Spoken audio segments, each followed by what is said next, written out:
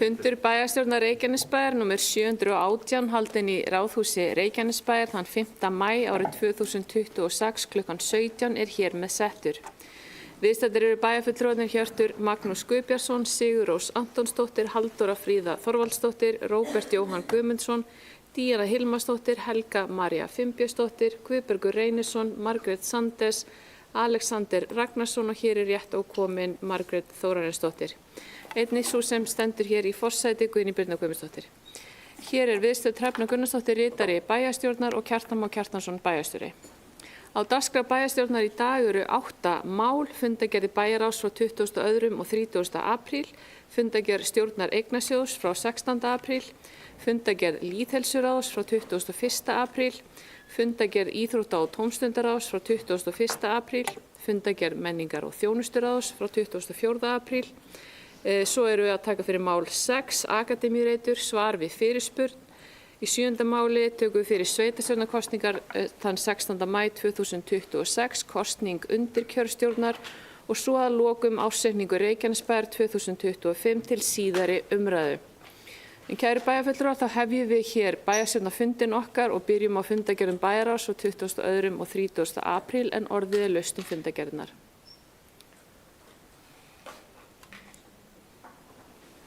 Hér hefur enginn hvatt sér hljóðs.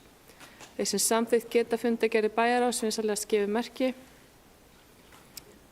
Og það samþykkt af öllum greiddum atkvæðum. Nú við höldum hér ótrauð áfram og erum komin að máli númer 2 sem fundargerð stjórnar Eignasjóðs frá 16. apríl, orðið laust þá fundargerð.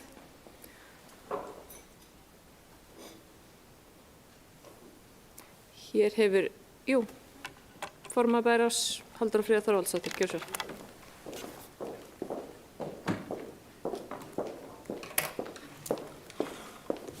Já, virðulegi forseti, það kannski við hæfi. Ég hef reynt að koma hérna upp til þess að gera grein aðeins fyrir málum sem á fundum stjórnar Eignasjóðs og þar var fyrsta mál svítur við Myllubakkaskóla sem við þurfum að losa því að þar ganga framkvæmdir vel og þetta snýst sérstaklega það að losa rými fyrir áframhaldandi framkvæmdir.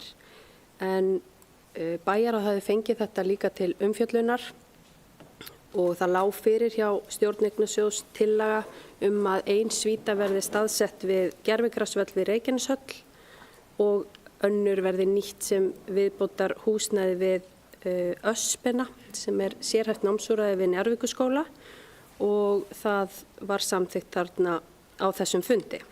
Síðan var farið yfir eins og venjulega fjárfestingaverkefni og uppgjör fyrsta ársfjórðungs og verkefni sem þar var farið yfir eru á áætlun og innan þeirra fjárheimilda sem úthlutað var í þau verkefni á þessum tíma.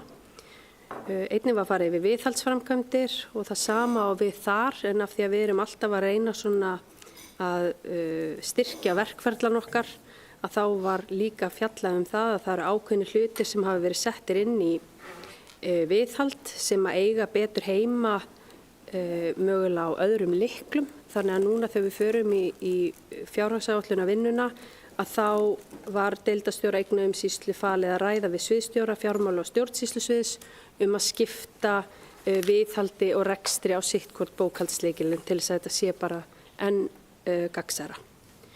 Við fórum líka yfir stöðu framkvæmda við knattspyrnuvöll Njarðvíkur sem kallast JBO-völlurinn og það verkefni líka áætlun og innan heimilda og tókum fyrir tillögu að innanhúsbreytingum í leikskólanum Hjallatúni og það mál var því var ekki alveg lokið þannig að við tókum ekki ákvörðun þar heldur var málið til umfjöllunar og það liggur fyrir að við fáum síðustu áætlanir varðandi raflagnir og annað inn á næsta fund og þá verður vonandi hægt að taka ákvörðun það.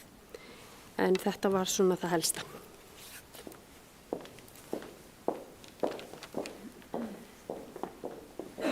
Kærar þakkir fyrir þetta. Orðið laust fundargerð stjórnar Eignasjóðs.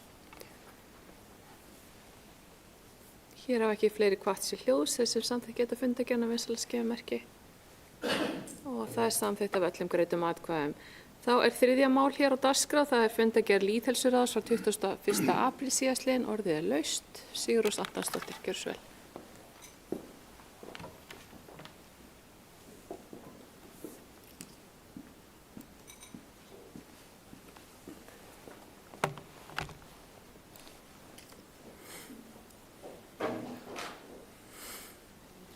Já, forseti, bæjarfulltrúar og gestir.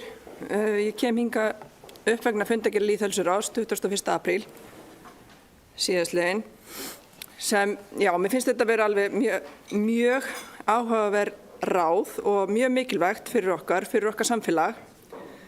Lýðheilsuráð var sett á hausti 2019 þegar Samfylkingin og Framsókn og Bein leið hóf sína vegferð í meirihluta.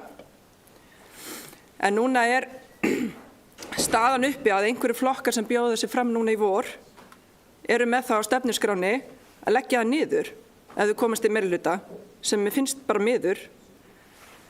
Og þetta er bara mjög mikilvægt. Með lýðheilsu er átt við að aðgerðir hins opinbera og annarra sem miðla að því að viðhalda og bæta heilbrigði líðan og aðstæður einstaklinga, þjóðfélagshópa og þjóðarinnar í heild með heilsueflingu, forvörnum og heilbrigðisþjónustu. Markmið er að efla og bæta lýðheilsu. Og þurfum við að vera á tánu hvað varðar forvarnir gagnvart börnunum okkar og með hreyfingu líka, og með því að leggja það niður þá finnst mér umræða verkefni gleymast og hverfa svolítið út í tómarúmið. En að öðru, að þessari fundargerð þá voru 2 mál mjög áhugaverð og undir þeim málum, í máli nr. 2, þá var fundargerð samtakahópsins þar sem talað er atvinnutengt nám. Þarna kom Gunnhildur, forstöðukona tómstundastöðvarinnar Reykjanesbæjar og Þórunn, forstöðukona Vinnumálastofnunar Reykjanesbæjar og kynntu verkefnið atvinnutengt nám sem hefur verið mikið í þróun undanfarna mánuði. Atvinnutengt nám eru fyrir nemendur í 8.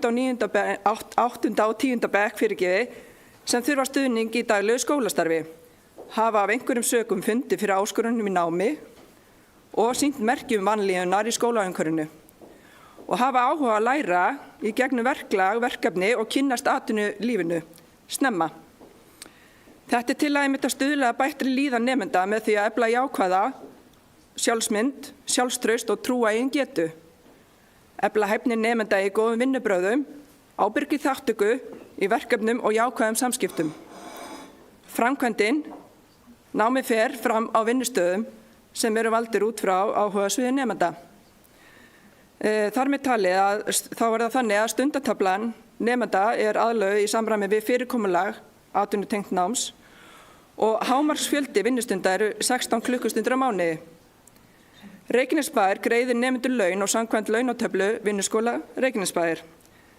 Þetta verð ég að segja, þetta er til fyrirmyndar og þarna er verið að koma móts við hóp ungmenna sem eru ekki í virkni í skóla og verið að tengja þau við atvinnulífið og reyna að beina þeim í rétta átt.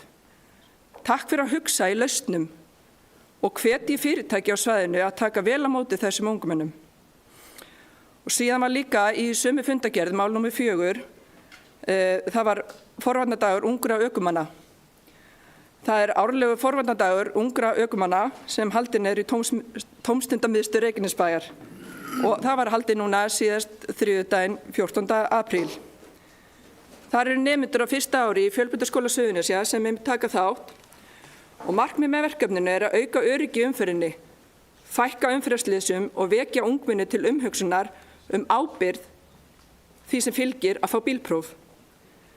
Nemendur fengu fræðslu afleiðingar umferðarlagabrota, sektir, tjónaskyldu og brot gegn þriðja aðila, auk þess að upplifa að fara í veltibíl sem ég prófaði líka sjálf af því ég var akkurat í vinnunni, sem er mjög áhugavert og prófa líka ölvunar gleraugu. Þarna var líka sett á svið umferðarslys á planinu og við Hafnargötu 88 og þá fengu nemendur að sjá hvernig lögregla, sjúkraflutningamenn athafna sig þegar slys ber að höndum. Og vil ég hrósa þessu verðuga verkefni og það er mjög nauðsynlegt að sýna og fræða þau ungmenni hætturnar sem leynast í umferðinni og tala ekki þegar akstur undir áhrifum sem getur verið haft gríðarlegar afleiðingar og ekki bara fyrir einstaklinga heldur fyrir samfélagið allt. Áfram svona.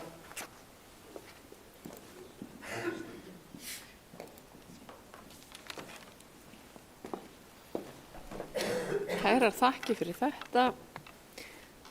Orðið er laust til fundargerð lýðheilsuráðs frá 21. apríl. Hér hafa ekki fleiri hvatt sér hljóðs. Þeir sem samþykkt geta fundargerðina vinsæla skeifumerki. Hún er samþykkt af öllum greiddum atkvæðum. Við höldum áfram, kæru bæjarfulltrúar. Hér eru komin að 4. máli fundargerð íþrótta- og tómstundaráðs frá 21. apríl. Orðið er laust. Hér hefur enginn hvatt sér hljóðs. Þeir sem samþykkt geta fundargerðina vinsæla skeifumerki. Hún er samþykkt með öllum greiddum atkvæðum. Þá erum við komin að máli 5, fundargerð menningar- og þjónusturáðs frá 24. apríl. Sú fundargerð er hér opin til umræðu. Sigurður Santónsdóttir, gjörðu svo vel.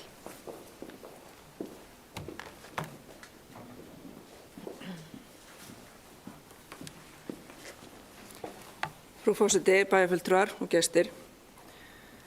Ég ætla að vekja athygli á einmitt fundargerð menningar- og þjónusturáð Reykjanesbæjar 24. apríl síðastliðinn og mál 2.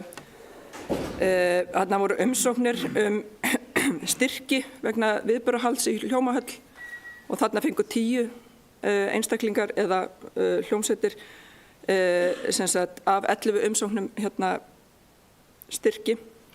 Mér finnst þetta bara að vera fyrirmyndar og það styður fyrir tónleikahald og auki mannlíf í sveitafélaginu sem er stundum sagt að sé ekkert að vera hérna, en það er svo sannarlega ekki rétt og miðað við hvað er á dagskrá fram á áramótum nóg að gera.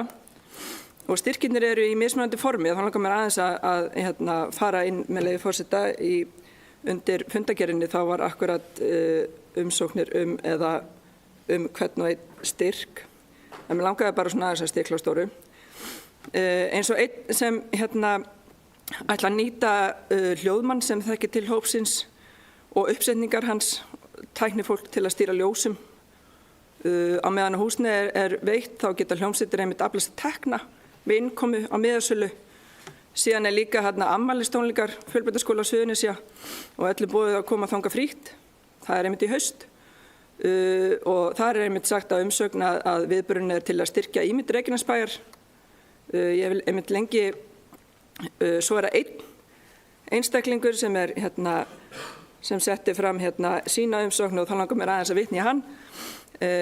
Hann segir, ég hef lengi vilja ráðast í það að gefa út tónlistina mína en hef lengi óttast það og mér langar að láta á að reyna og flytja hana fyrir áhorfendum og sjá hvernig tekst til. Stefnan er að einmitt að vera bara ég, meitt gítar, segir hann, og í kjölfar mun ég ráðast í upptökur á tónlistinu og ef vel gengur er hugsunin að láta einmitt kosta inn að viðburðinn en að innkomin fari í framleiðslu á tónlistinni, sem er bara frábært. Gott mál þetta, en svo líka að mál 3, það er bönhátíðin. Hún er nefnilega mjög flott og er ennþá í gangi, er til 10. maí að mig minnir og þetta er bara rosalega flott hátíð og langar mér að þakka sérstaklega starfsfólki fyrir skipulagningu. Takk.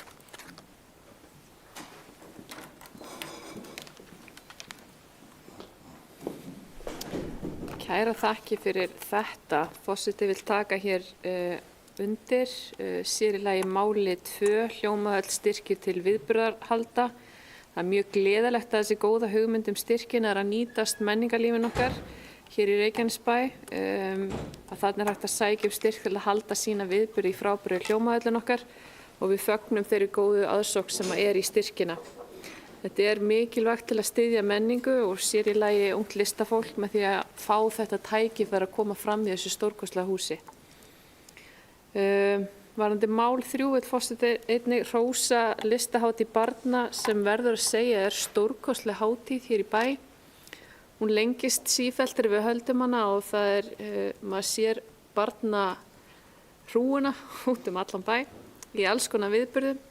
Þannig að þetta ofboðslega skemmtileg hátíð og bara þakkir fyrir okkar menningarstarfsfólk sem að skipuleggja þetta ár hvert. Þetta mjög góð hátíð. Orðið laust til fundargerð menningar og þjónusturáðs frá 24. apríl. Hér hefur enginn kvatt sér hljóðs sem samþykkt þetta fundargerðina við saltskeiðamerki. Og hún samþykkt að öllum greiddum atkvæðum. Nú þá erum við komin að máli númer 6 á fundinum okkar sem ber heitið Akademíureitur svar við fyrirspurn og forsaga þessa máls var þannig að á fundi bæjarstjórnar númer 715 þann 17. mars síðastliðinn var lögð fram fyrirspurn frá Sjálfstæðisflokknum varðandi Akademíureitin og forseti mun hér lesa bæði spurningar og svörin við þeim sem hljómar svo. Upplýsingar heildstæða kostnaðargreiningu verkefnisins, þar með talið kostnað við ráðgjöf, skipulagsvinnu, útboðsferli og annan undirbúning. Svar: við höfum sett í gang verðkönnun til að fá upplýsingar kostnað og ráðgjöf við útboðsferil og annan undirbúning. Það hefur ekki verið tekin ákvörðun að bærinn sjái skipulagsvinnu. Skipulagið verið hluti af þróunarkostnaði sem framkvæmdar aðili greiðir. Spurning 2. Skýr markmið sveitarfélagsins gagnvart fjárfestum og viðmiðanir verðmæti við sölu byggingaréttar og fasteigna. Svarið við þeirri spurningu að ráðgjöf í fyrsta lið hefur þetta hlutverk. Sérfræðiþekkingi sem þarf til ekki til staðar innanhúss. Hér átt við Reykjanesbæ. Spurning 3. Forgangsröðun verkefna og skýrt umboð starfshópa þannig að pólitísk ábyrgð og verkaskipting sé ljós. Svar við því að ábyrgð verkefnisins liggur hjá sveitarstjórn. Fjárhagslegar skuldbindingar afgreiddar af bæjarráði og skipulagsmál af umhverfis- og skipulagsráði. Engir einstakir starfshópar hafa umboð sem gengur framar þessum ráðum. Spurning 4. Regluleg upplýsingagjöf til bæjarráðs og bæjarstjórnar á meðan á undirbúningur stendur yfir. Svar við því að eðlilegt að starfshópur riti minnisblöð funda þegar tillögur eru lagðar fram og upplýsi ráðinum framvindu, líkt og gert. 5. spurning. Að tryggt verði virkt samráð við helstu hagaðila á svæðinu, þar á meðal íþróttafélög sem nýta Reykjaneshöllina og eigendur fasteigna á svæðinu, áður en tekin verður endaleg skref varðandi útboð og uppbyggingu. Svar við því sú vinna sem þegar hefur farið fram hefur byggst á upplýsingum og samráði. Því verður haldið áfram en þegar skipulagsvinna hefst verður hún eðlilega með formlegum hætti eins og landslög krefjast.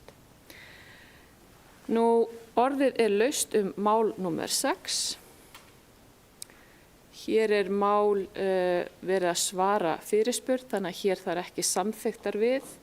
Þannig ef enginn vill kveða þessi hljóðs, þá höldum við áfram hér dagskrán okkar. Og hér vill enginn tjá sig mál númer 6. Nú þá erum við komin að máli númer 7. Það eru sveitarstjórnarkosningarnar 16. maí 2026, kosning undir kjörstjórnar.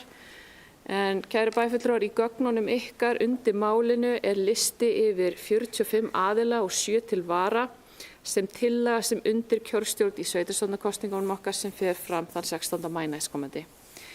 Forseti mun ekki lesa þessi nöfn hér upp en leggur til að bæjarstjórn samþykki tillögu yfirkjörstjórnar nema þið hafið hér aðrar tillögur. Margrét Sandi spyr hér orði, gjör svo vel.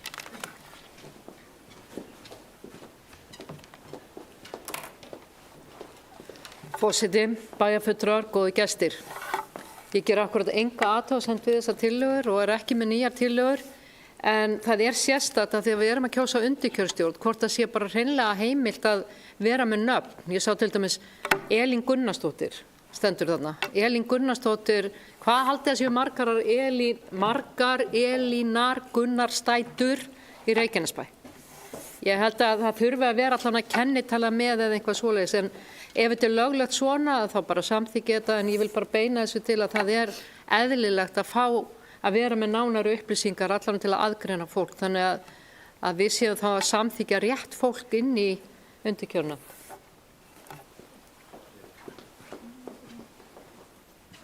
Stakki byrðmálið.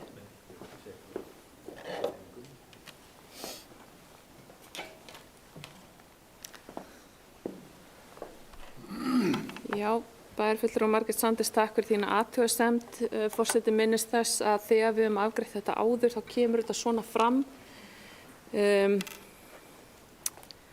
Nú veit ég ekki alveg hvort það sé eðlilegt að setja persónureikinlegar upplýsingar þannig að við getum hlutast til hver nákvæmlega þessi Elín er, en þetta unnið af yfirkjörstjórn, þannig að ég ber alla virðingu fyrir því að þetta ferli sé faglega unnið. En ef að það eru ekki athugasemdir varðandi þessa einstaklinga og þeirra varamenn, að þá leggur forseti til að við samþykjum þessa tillögu undirkjörstjórn sem starfar á kosningadegi. Þeir sem samþykkt geta listan, vinsalskeiða merki, og hér hann samþykktur. Kærar þakkir, kæri bæjarfulltrúar. Nú, við höldum áfram og við erum komin hér að síðasta máli á dagskrá fundarins okkar hér í kvöld. Mál númer 8, ársreikningur Reykjanesbæjar 2025, síðari umræðu, og til að fylgja ársreikningunum hér úr hlaði bæjarstjórinn okkar Kjartan Má Kjartansson sem ég býð hér í pontu til að fylgja ársreikningunum eftir. Gjörðu svo vel. Já, takk fyrir það, forseti, ágætu bæjarfulltrúar.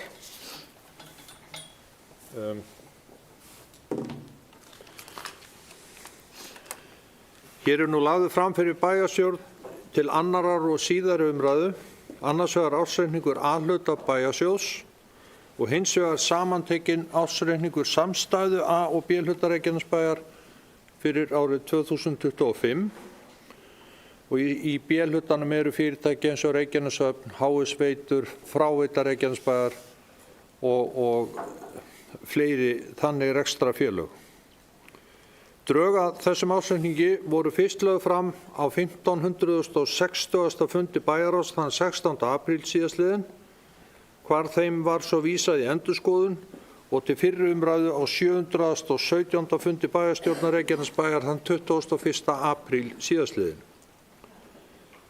Á milli umræðna var ársreikningurinn á dagskrá bæjarráðs síðastliðinn fimmtudag 29. apríl, þar sem endurskoðandi sveitarfélagsins Ágúst Kristjánsson frá PVC mætti, fór yfir skýrslu endurskoðanda og svaraði spurningum bæjarfulltrúa.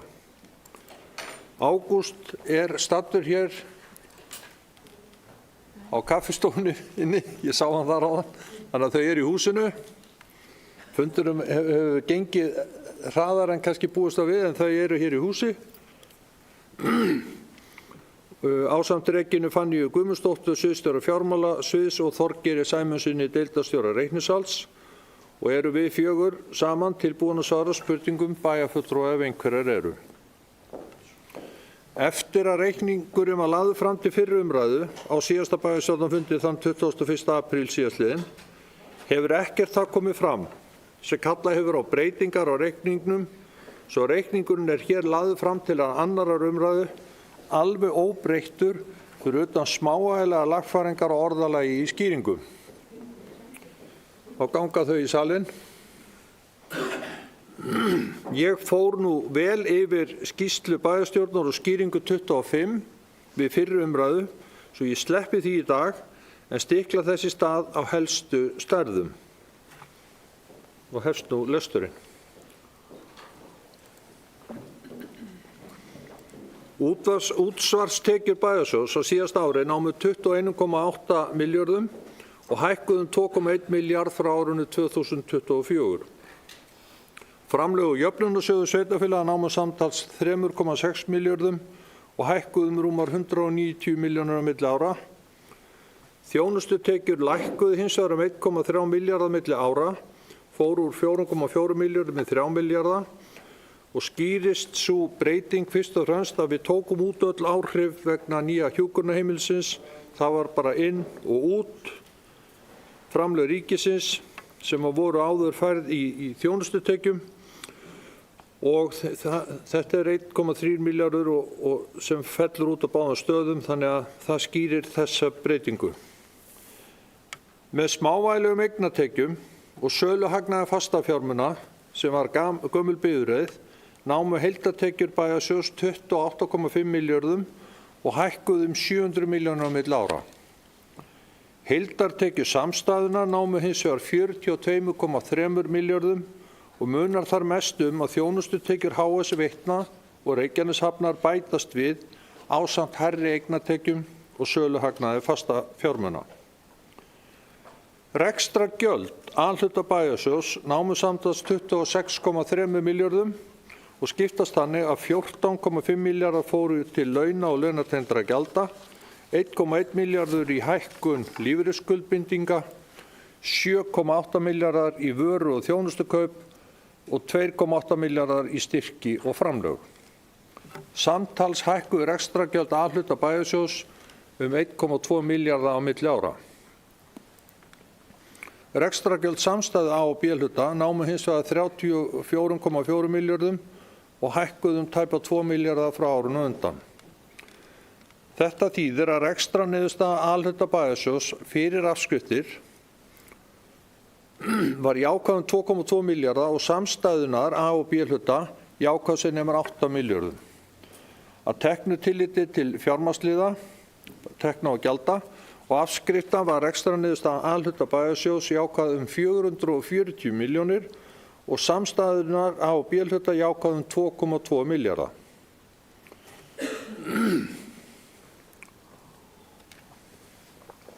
Afsakið. En lítum þá aðeins á efnahagsreikninginn. Eignamegin jukust varanlegir rekstrarfjármunir A-hluta bæjarsjóðs 5 milljarða. Aðalega vegna nýrra leikskóla og eignfærðum við framkvæmdir við Millu og Holtaskóla og námu varanlegir rekstrarfjármunir í lok árs 2025 samtals 49,5 milljörðum. Varanlegir rekstrarfjármunir samstæðu A- og B-hluta hækkuðu hins vegar 7 milljarða en til viðbótar við áðurnefndar eignfærslur þá fjárfestu B-hlutafyrirtækin Reykjaneshöfn, HS Veitur og Fráveitan meðal annars í veitukerfum og hafnarmannvirkjum. Að teknu tilliti til óefnislegra eigna, áhættu fjármuna og langtímakrafna námu fastafjármunir A-hluta bæjarsjóðs 54,5 milljörðum og jukust 5 milljarða frá fyrra ári og fastafjármunir samstæðu A- og B-hluta námu 94,1 milljarði og jukust alls 7 milljarða á milli ára. Skammtíma kröfur, það byrðir, óinnheimtar tekjur, aðra peningalegar eignir, kröfur á tengd félög og næsta árs afborganir langtímakrafna námu samtals 3,2 milljörðum í A-hluta bæjarsjóðs en 5,9 milljörðum í samstæðu A- og B-hluta. Að viðbættu handbæru fé upp á 1,9 milljarð í bæjarsjóði og 7,9 milljarða í samstæðunni námu eignir bæjarsjóðs 59,6 milljörðum í lok síðasta árs og höfðu hækkað 7 milljarða frá fyrra ári og eignir samstæðu A- og B-hluta námu tæpum 108 milljörðum og höfðu aukist rúma 13,3 milljarða. Eigið fé A-hluta bæjarsjóðs jókst 2,2 milljarða milli ára en eigið fé samstæðuna jókst 4 milljarða. Og þá skuldamegin í efnahagsreikningnum urðu líka breytingar. Lífeyrisskuldbinding A-hluta bæjarsjóðs jókst tæpar 730 milljónir milli ára en samstæðunar í heild 765 milljónir á milli ára. Langtíma skuldir A-hluta bæjarsjóðs hækkuðu 5,8 milljarða aðalega vegna áðurnefndra fjárfestinga en langtíma skuldir A- og B-hluta hækkuðu 10 milljarða vegna fjármögnunar ýmissa verkefna B-hluta fyrirtækja. Það HS Veitna sem tók 4,8 milljarða lán í lok árs 2025 til þess að fjármagna fjárfestingar næstu ára. Skammtíma skuldir lækkuðu lítillega á milli ára, svo skuldir og skuldbindingar í lok árs reyndust vera 39 milljarðar í bæjarsjóði og 64,5 milljarðar í samstæðu A- og B-hluta. Eigið fé og skuldir bæjarsjóðs voru því samtals 59,6 milljarðar í lok árs 2025 en 108 milljarðar í samstæðu A- og B-hluta. Skuldaviðmið A-hluta bæjarsjóðs samkvæmt reglugerð nr. 502 frá 2012 var 104,85% og samstæðunar A- og B-hluta 107,55%. Nú, rennum þá aðeins yfir svona lykilstærðir úr sjóðstreyminu. Handbært fé frá rekstri A-hluta bæjarsjóðs nam 751 milljón en samstæða á B-hluta 5,1 milljarði. Í fjárfestingarhreyfingum sést fjárfesting í nýjum fasteignum og viðgerðum eldri eigna upp á 4,5 milljarða í bæjarsjóði og 8 milljarða í samstæðunni. Og í fjármögnunarhreyfingum má sjá nýjar lántökur upp á 6,5 milljarða, aðalega vegna fjárfestinga í gömlu og nýju skólahúsnæði, en nýjar lántökur í samstæðunni námu 11,4 milljörðum. Handbært fé í lok árs voru 1,9 milljarðar í bæjarsjóði og 7,9 milljarðar í samstæðunni.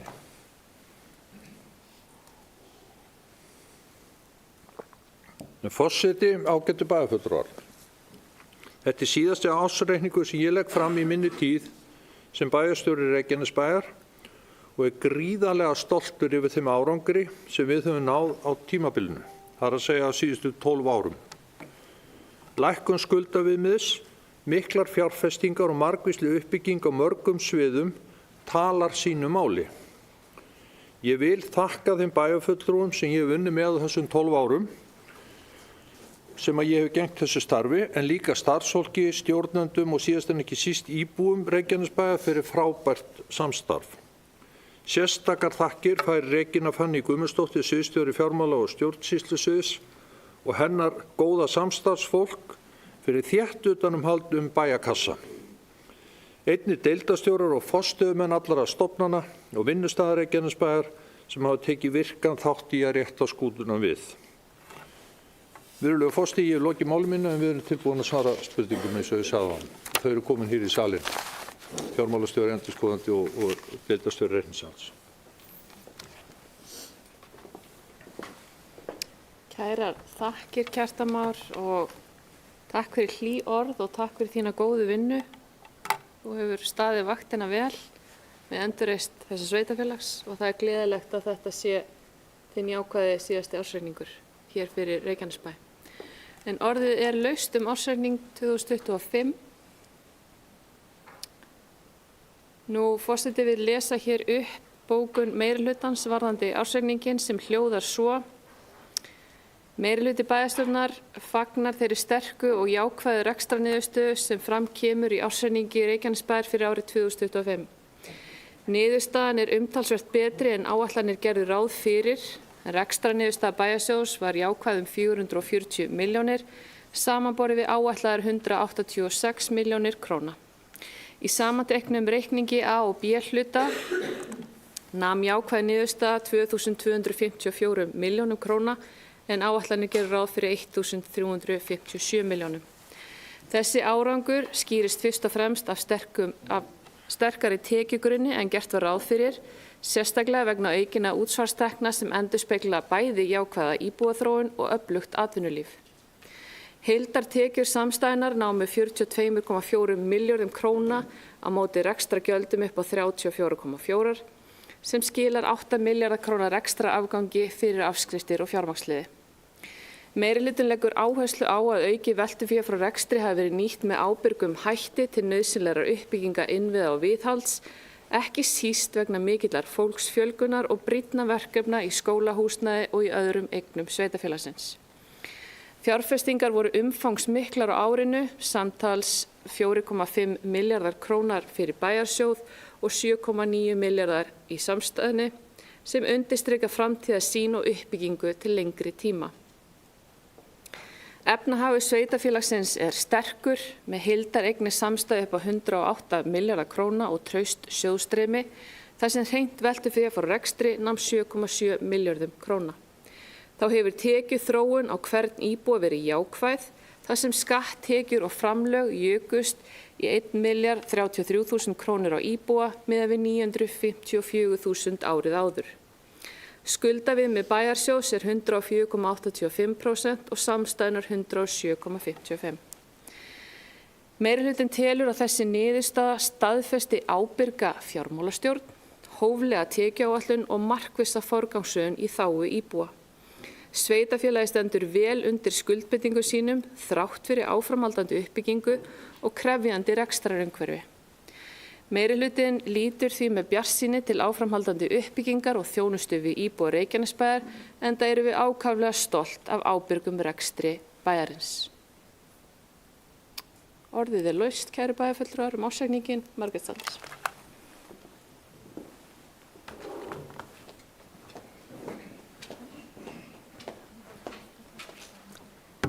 Forseti, bæjarfulltrúar, góði gestir. Ég vil byrja á því að þakka starfsfólki, sérstaklega fjármálasviðs, sem hefur borið hita og þunga af uppgjörinu og þakka þeim sérstaklega fyrir greið svör þegar eftir því hefur verið leitað. Það skiptir miklu máli til að átta sig betur á málunum og vera með réttar upplýsingar og sérstaklega þegar að lagðar eru fram bókanir. Ég vil líka þakka sérstaklega bæjarstjóra fyrir samstarfið og ykkur öllum, því að þetta er greinilega í síðasta skipti líka hjá mér að ég sé að leggja, eða er hérna í umræðu ársreikning og þetta var skilmerkilega farið yfir hjá bæjarstjóra. Það er auðvitað alltaf jákvætt þegar við erum réttu með við núllið. En við vitum það að það segir ekki alla söguna. Og það er verulegt áhyggjuefni að á sama tíma og tekjur, eins og réttilega var nefnt hjá meirihlutanum, að tekjuáætlunin var ekki í samræmi það sem var, það voru meiri tekjur. En ef við horfum á síðasta ár, þá eru tekjur að hækka 2,5% á milli ára og það er vel. Og þar af eru þetta 500 milljónir sem koma frá jöfnunarsjóði og þá eftir að hækka enn meira samkvæmt áætlun jöfnunarsjóðs fram í tíman. En það sem er áhyggjuefni að þegar tekjur hækka á milli ára 2,5% að þá eru rekstrargjöld að hækka 5,1%. Sem sagt að tekjurnar eru að hækka minna en rekstrargjöld. Það þýðir lækkun á framlegð, sem eru auðvitað bara tekjur mínus gjöld, eru að lækka á milli ára 20%. Skiptir þetta einhverju máli? Er þetta ekki bara röflandi minnihluti? Er þetta ekki bara minnihluti sem að bara sér allt svartnættið? Ég skal lofa ykkur því að hérna í þessari bókun og það sem ég er að segja núna er bara hreinlega sagt frá hjartanu, staðreyndum og ekki verið að blása í framboðsræðu. Enda þó það séu 22 að horfa núna á útsendinguna og 2 miðflokksmenn að horfa, að þá tel ég þetta ekki vera staðurinn í stund kannski til þess að vera á kosningafundi. Þetta eru staðreyndir. Ef við horfum á framlegðina, ef við horfum á tekjur mínus gjöld, þá fáum við ákveðna upphæð. Eigum við alla þá peninga inni? Nei. Við þurfum að borga af lánum. Við þurfum að borga afborganir af langtímalánum og við þurfum að borga vexti. Þess vegna er mjög gott í öllum rekstri að horfa á veltufjárhlutfall bæjarsjóðs. Veltufjárhlutfall segir bara hreinlega, getum við staðið við skuldbindingar okkar? Getum við borgað af lánunum? Þurfum við að taka lán fyrir lánunum? Þurfum við að taka lán fyrir rekstrinum? En ég skal gleðja ykkur með það að núna er pínu lítill afgangur. 171 milljón til þess að gera allt sem er verið að tala í kosningabaráttunni. Við ætlum að byggja íþróttamannvirki, við ætlum að lækka þetta, við ætlum að hækka þetta og svo framvegis. 171 milljón er þarna eftir, það er eitthvað sem við þurfum öll að horfa til. Það er það sem skiptir okkur máli. Þess vegna skiptir miklu máli að auka framlegð. Er Sjálfstæðisflokkurinn á móti lántökum? Nei. Sjálfstæðisflokkurinn var sammála lántöku sem gerð var og samþykktum í ágúst lántöku upp á 3,2 milljarða en meirihlutinn tók 4. Ekki mikill munur, 800 milljónir, en þó er það alveg sæmileg lántaka til viðbótar. Vegna þess að það átti að stoppa framkvæmdir við Myllubakkaskóla, Holtaskóla og Drekadal. Þannig að það kom ekki annað til greina en að þessar byggingar sem annars lágu undir skemmdum jafnvel. Og líka það miklu dýrara að senda iðnamenn heim, kalla þá aftur inn. Senda þá heim, kalla þá aftur inn. Það kostar. En það sem að verður að segjast alveg eins og sem veldur vonbrigðum,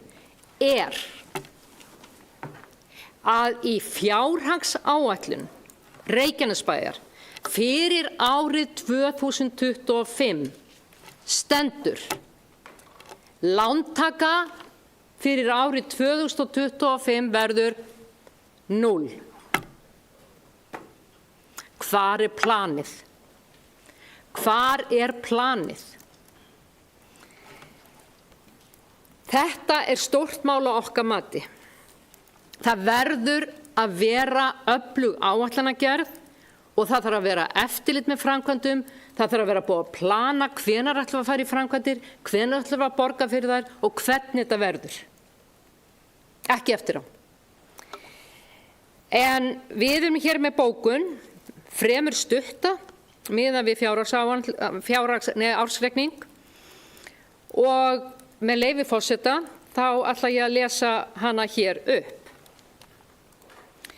Sjálfstæðisflokkurinn hefur verulegar áhyggjur að rekstrarhæfi Reykjanesbæjar. Heildarskuldir sveitarfélagsins hækka á milli ára 14,7% eða rétt tæplega 5 milljarða króna. Á sama tíma og tekjur hækka 2,5% milli ára eru rekstrargjöld að hækka 5,1%. Með lækkandi framlegð milli ára upp á rúmlega 20% getur sveitarfélagið átt á hættu að lenda í erfiðleikum við að standa við fjárhagslegar skuldbindingar sínar án þess að þurfa að treysta á sölu eigna eða frekari lántökur. Öflug áætlanagerð og eftirlit með framkvæmdum spila lykilhlutverk í rekstri sveitarfélaga og leggur Sjálfstæðisflokkurinn til að áætlanagerð og kostnaðareftirlit verði eflt til muna. Sjálfstæðisflokkurinn gerir ekki athugasemdir við lánveitingar sem eru skipulagðar fyrirfram sem og vel undirbúnar fjárfestingar en framkvæmdir og lánveitingar hafa verið of tilviljanakenndar og þar af leiðandi mun dýrari en ef alvöru áætlanir væru til staðar. Auk þess hefur rekstrarkostnaður hækkað og tekjur ekki fylgt með. Í endurskoðunarskýrslu PricewaterhouseCoopers segir veltufjárhlutfall, með leyfi forseta, ætla ég að vitna hérna í endurskoðunarskýrsluna. Veltufjárhlutfall reiknast sem hlutfall veltufjármuna og skammtímaskulda og sýnir hversu líklegt að sveitarfélagið standi undir skuldum sem þurfa að greiðast á komandi ári. Venjulega þykir eðlilegt að gera kröfu til þess að hlutfall þetta sé hærra en 1. Hærra en 1. Og þá hætti ég með beina tilvitnun í bókuninni.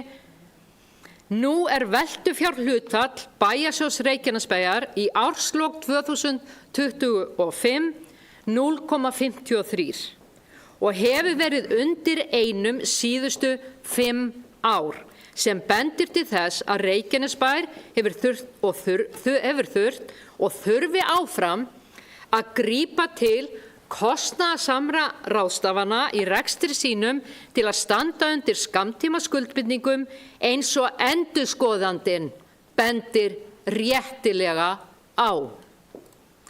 Þegar horft á rekstrarniðurstöðu A-hluta Reykjanesbæjar að frádregnum greiddum fjármagnsgjöldum og afborgunum langtímaskulda hún aðeins tæplega 171 milljón króna.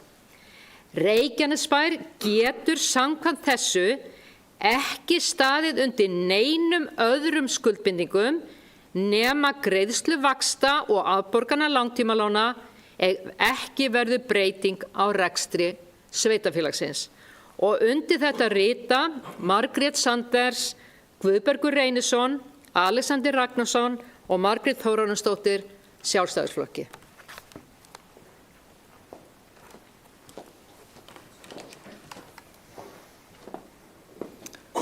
Orðið er laust ársreikning Reykjanesbæjar fyrir árið 2025. Nú, forseti vill aðeins taka hér til máls varðandi ársreikninginn og bara líflegar umræður hér frá Sjálfstæðisflokknum, svo það sé sagt.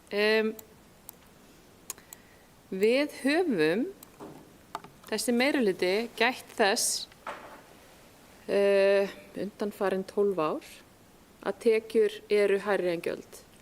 Það má alveg rökræða hér hversu mikill sá munur á að vera, en við erum allavega ekki eins og forverar Sjálfstæðisflokksins að gjöldin séu umfram tekjurnar. Þetta er athyglisverð umræða. Ef að við rýnum í gjöldin sem að hafa vissulega hækkað núna milli ára, það er alveg rétt. En það eru útskýringar þar undir sem að bæjarfulltrúi Margrét Sanders kom ekki inn á. Við sjáum það að lífeyrisskuldbindingar milli ára hækka 660 milljónir umfram það sem við áætluðum. Hvað getum við gert í því sem sveitarfélag? Bara ekki neitt. Þetta er uppreiknuð stærð sem að við fáum reglulega frá tryggingastarfræðingi og okkur ber að borga hana. Þetta voru 660 milljónir. Vöru- og þjónustukaup hækkuðu þarna og Sjálfstæðisflokkurinn veit það eins vel og við hin að þarna undir er uppbygging á nýju hjúkrunarheimili sem að við sáum uppbyggingu fyrir hönd Íslenska ríkisins. Það skýrir það. Hækkun á launum og launatengdum gjöldum, við vitum öll hvernig hækkun á kjarasamningum var árið 2025. Þannig að jú, gjöldin hafa hækkað, jú, það eru eðlilegar skýringar á bakvið þessi gjöld. Hér er ekki fram úr keyrslu á verkefnum og kostnaði þessa meirihlutar. Við höfum frá 2014 fjárfest alveg heilan helling eða fyrir tæpa 23 milljarða. Þar að fjármögnu við 17 milljarða við sjálf. Og hér tala bæjarfulltrúar Sjálfstæðisflokksins eins og það sé stórhættulegt að taka lán í uppbyggingafasa í sveitarfélagi.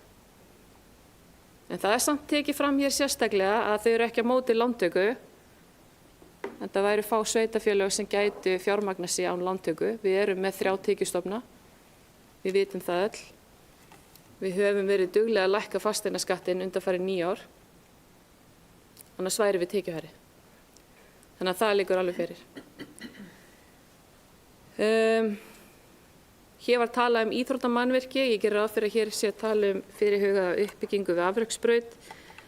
En meirihlutinn er búinn að leggja til sölu eigna á móti því verkefni ásamt akademíureitnum sjálfum sem verður eyrnamerktur með þeim tekjum í uppbyggingu afreksbraut.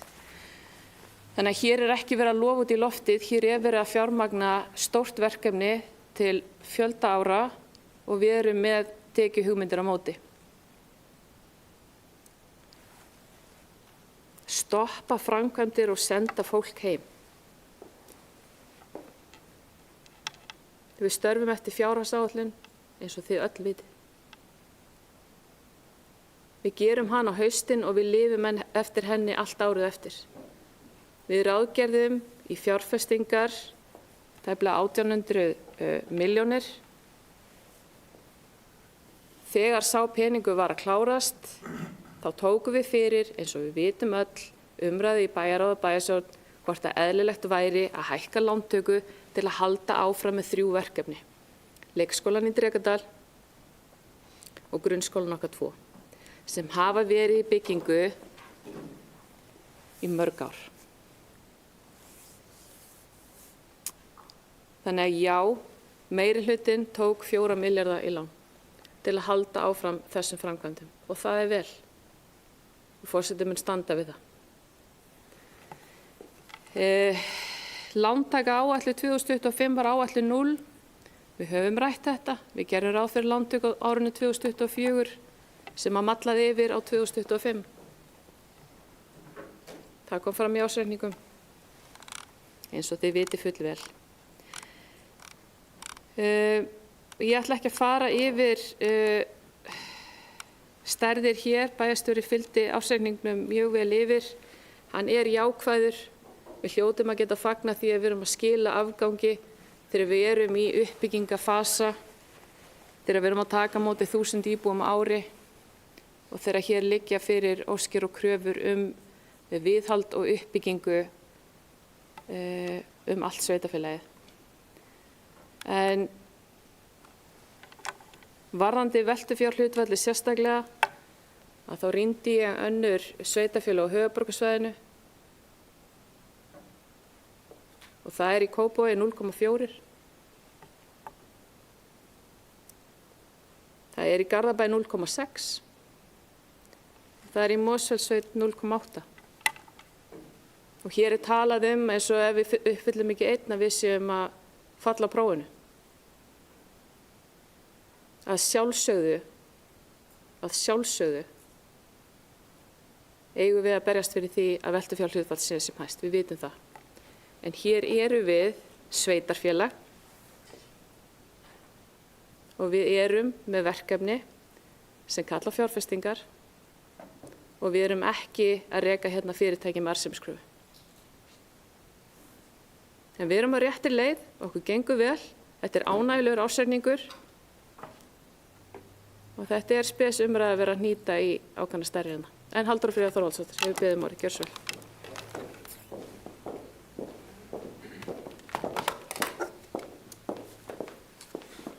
Virðulegi forseti, ég vil þakka bæjarstjóra fyrir að fara hér yfir ársreikninginn og það var svolítið svona skrítið að heyra hann segja, þetta er hans síðasti, það er skrítið til þess að hugsa að hann verður ekki hér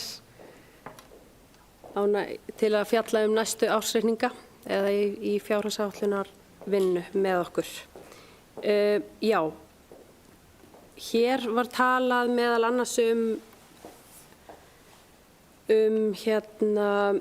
vanáætlaðar tekjur og við höfum átt þetta samtal nokkrum sinnum áður og við höfum verið mjög skýr að við viljum frekar vanáætla tekjur okkar heldur en að ofáætla þær og lenda í vandræðum.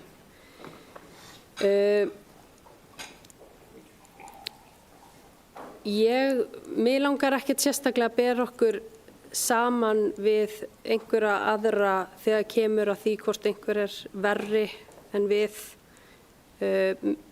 Okkar markmið á að vera í einum eða ofar í veltufjárhlutfalli og þangað erum við að fara. Við höfum talað það, hér höfum við verið á ákveðið svona fordæmalausum tímum þar sem við höfum byggt hér 3 eða 1 heilan grunnskóla og endurbyggt 2 aðra. Við erum búin að vera í miklum fjárfestingum í leikskólum, öðrum mannvirkjum og en erum stolt af því að geta sagt að við höfum framkvæmt fyrir 74% af eigin fé og ég held að við ættum bara að halda því áfram að vera með skynsamar fjárfestingar.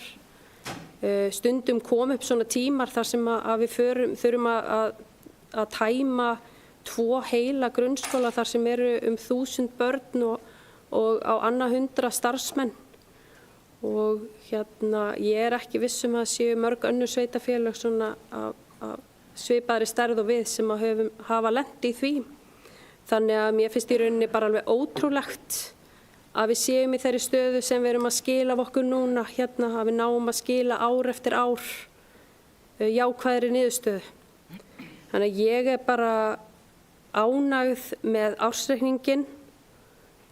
Vil ég hann sé ennþá betri? Já, auðvitað. Við viljum það öll. Við viljum alltaf skila góðu búi hér eftir hvert einasta ár.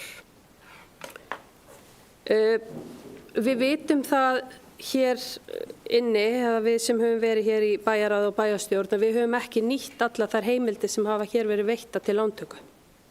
Og ég held að það sé líka mjög skynsamlegt að við séum ekki að keyra hér allt í botn.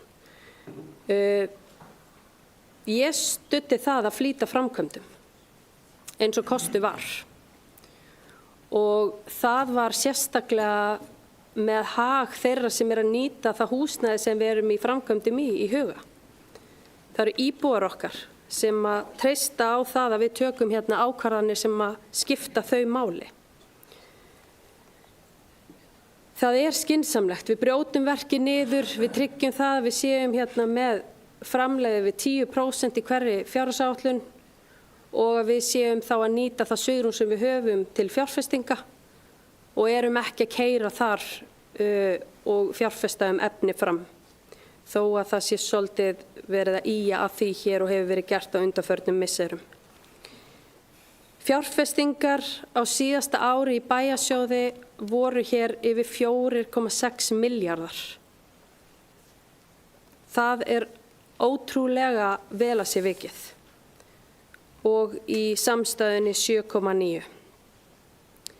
Það síðasta kannski sem ég vil segja hér er að mér finnst mikilvægt að við munum það að bæjarfélagið okkar er sameign okkar allra. Þetta er ekki fyrirtæki, þetta er ekki gróðamaskína þar sem við ætlum að græða peningin, heldur að við séum að tryggja það að hér sé heilbrigður rekstur, ábyrg stjórn, af því að ef við ætlum að reka sveitarfélagið eins og fyrirtæki, og við höfum sagt þetta áður, að þá væru við ekki hér að styðja við íþrótt- og tómstundastarf eða reka leikskóla, því að það er bara ekki lögskyld þjónusta og ég held að ekkert okkar hérna inni sé tilbúið til þess að taka það út. Þá getum við sannarlega hækkað hérna hjá okkur niðurstöðuna og sýnt ennþá betri rekstur. En viljum við fara þangað? Ég held ekki.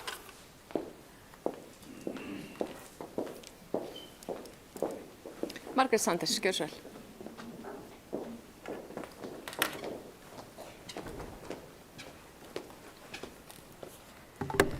Forseti, bæjarfulltrúar, góðir gestir. Nei, við viljum ekki reka bæjarsjóð eins og fyrirtæki. Það er ómögulegt að þurfa endilega að vera að standa undir skuldbindingum. Það er glatað að vilja ekki taka lán fyrir rekstri bara, almennu rekstri, Ég átta mig ekki á þessum samanburði. Er ég að tala að við ætlum að vera í einhverjum gróða eða borga arð eða eitthvað svoleiðis? Nei, það er ekkert verið að tala um það. Tekjur. Við getum hækkað tekjur. Við getum haft tilbúna lóðir. Við getum fengið fyrirtæki hingað. Gjöldin. Ég er ekkert viss að við getum skorið eitthvað brjálæðslega niður, en við getum breytt, alveg klárlega. Og við getum stýrt betur og við getum gert ýmislegt. Það þarf að vera jafnvægi þarna á þannig að framlegðin verði hærri, þannig að við höfum peninga til þess að borga vexti, borga á lánum og að við náum einnig að byggja okkar flotta samfélag upp. Út á þetta gengur þetta. Og það á að reka sveitarfélag eins og vel rekið fyrirtæki. Það er mín skoðun. Þannig náum við allir að blómstra. Þannig náum við að byggja upp íþróttir. Þannig náum við að gera vel í velferðarmálum. Þannig náum við góðum grunnskólum. Ef við rekum sveitarfélagið eins og vel rekið fyrirtæki. Það er engin afsláttur gerður af rekstri sveitarfélaga, ekkert frekar heldur en fyrirtækja. Lífeyrisskuldbindingar voru ekki að hækka 700 milljónir á milli ára. Það leiðréttist hér með. Lífeyrisskuldbindingar voru áætlaðir mjög lágir og það er rétt að miða við áætlun að voru þau 700 milljónum hærri. Allar lykiltölur sem við vorum með í okkar bókum eru miðað við rauntölur síðasta árs. Við skulum ekki gleyma því að í áætlun eða í fyrra fyrirgefiði að þá var engin arður eða útgreiðsla frá HS Veitum. Núna fengum við 500 milljónir sem bókart í 350. Við erum með, ef þið viljið tala áætlun, af því að þið voru að nefna það áðan, 500 milljónir meira í jöfnunarsjóði og lífeyri skuldbindinga, þó það sé reiknu stærð, þá verðum við bara átt okkur á það að það þýðir skuldbindingar sem þarf að borga af. Þetta ekki bara loftbóla. Ég vil þakka Halldóri Fríðu einmitt að nefna, viljum við gera betur? Já, þar erum við sammála og gott að nefna það. En þá verðum við að horfast í augu við það að við eigum að gera betur. Framlegð hefur verið að lækka síðustu 3 ár. Það áhyggjuefni. Veltufé frá rekstri, 751 milljón. Afborganir langtímalána, 1,1 milljarður. Þetta bara staðreynd. Ef við líka sinnum vel viðhaldi, þá vonandi lendum við ekki í svona stóru málum eins og núna. Allt þetta kostar peninga og við höfum fulla skilningu á því. Það verður erfitt að taka lán ef að veltufjárhlutfallið undir 1 og það hefur bara akkurat ekkert með að gera þó að önnur sveitarfélög séu undir 1. Við eigum allavega að hafa metnað til þess að ef við tökum lán þá það ekki fyrir rekstri. Það þá fyrir fjárfestingu og að við eigum fyrir afborgunum. Mér finnst þetta bara sanngjörn krafa og þess vegna taldi ég að okkar bókun á ársreikningnum væri vinsamleg ábending til að gera betur. Sögðu við einhvern tímann allt væri hörmulegt eða ömurlegt? Nei, bara alls ekki. En það mörg rauð flögg og við eigum að horfast í augu við það.